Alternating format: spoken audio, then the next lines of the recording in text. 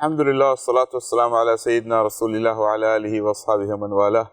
Allahumma salli ala Sayyidina Muhammad al-Fatih lima ughliq wal khatim lima sabaq. Nasir al-haqqi bil haqq wal hadi ila siratika al-mustaqim wa ala alihi haqqa qadrihi wa miqdarihi al-azim. Amma ba'd. Assalamu alaikum wa rahmatullahi ta'ala wa barakatuhu. It's often asked why there are many mazhabs in Islam, and why should a Muslim, why do Muslims follow one of these mazhabs? And the answer to that is that one can divide the teachings of Islam into two types. Those teachings of Islam that are clear-cut, which we call the qat'iyyat, about which there is no difference of opinion, and those teachings of Islam which are zanniyat, which are open for interpretation. So it's very important for us as Muslims to understand that Islam consists of clear-cut matters and then matters that are left open for interpretation. And that is from the Quran and that is from the Sunnah. So as far as those issues are concerned about, those which are clear-cut, those matters there is no problem with, and there is no difference of opinion on them, such as the oneness of Allah, the absolute uniqueness of Allah, the finality of the prophethood of Sayyidina Muhammad sallallahu alayhi wa sallam, that we have to pray 5 times a day, our qibla is the Kaaba, we believe in the prophets, the angels, we believe in the last day, the day of judgment, we believe in paradise, in hellfire. So these are the clear-cut matters. The details of these matters, however, are not clear-cut. And those are the matters that are left for speculation and interpretation. And it is in these matters that we find difference of opinion. Allah subhanahu wa ta'ala spoke about angels. So we have to believe in angels. There is no difference of opinion on that. But how do angels look like? What are their shapes and sizes? How many are there? These things are open for interpretation. The rule is that whoever tries to, tries their best to understand the Quran and the Sunnah and comes to an interpretation of it, Allah will reward him for his effort to understand the book of Allah and the Sunnah of Rasulullah sallallahu alaihi wasallam.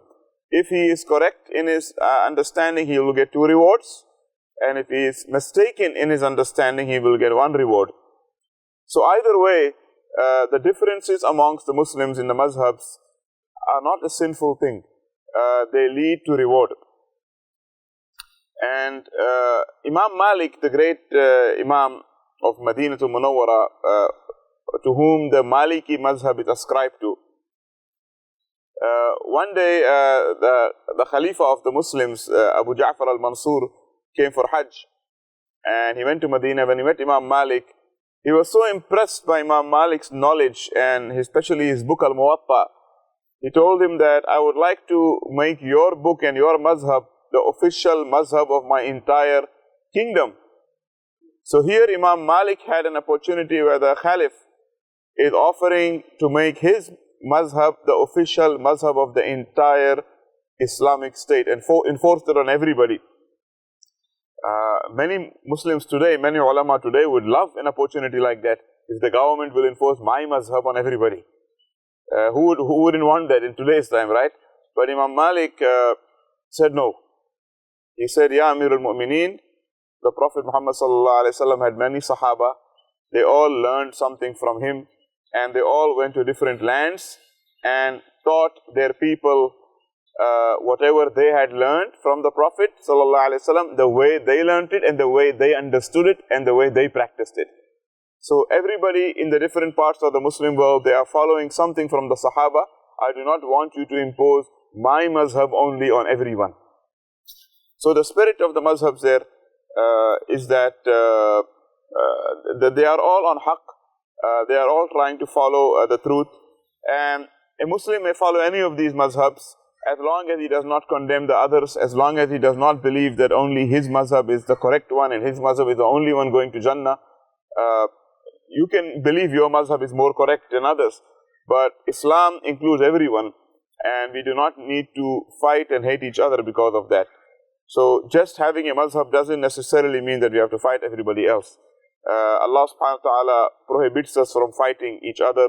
Allah prohibits us from being against each other. Allah says, إِنَّمَا الْمُؤْمِنُونَ إِخْوَةً فَاصْلِحُوا بَيْنَ أَخَوَيْكُمْ. The believers, not believers in a mazhab, believers in Islam, our brothers, always make peace between them. So we should never let the fact that we follow this mazhab or that mazhab come in the way of Islamic unity. The people who spread Islam in the Southeast in Asia were Shafi'i ulama. Therefore, the Muslims in Southeast Asia are mostly Shafi'i. The people who spread Islam in West Africa and North Africa were Malikis, and that's why people there are all Maliki. The people who spread Islam in India and Pakistan, Afghanistan, those regions, Turkey, were Hanafi. The Muslims there are Hanafi. But the common factor between all these people is the sincerity towards Allah and His Messenger, sallallahu alaihi wasallam.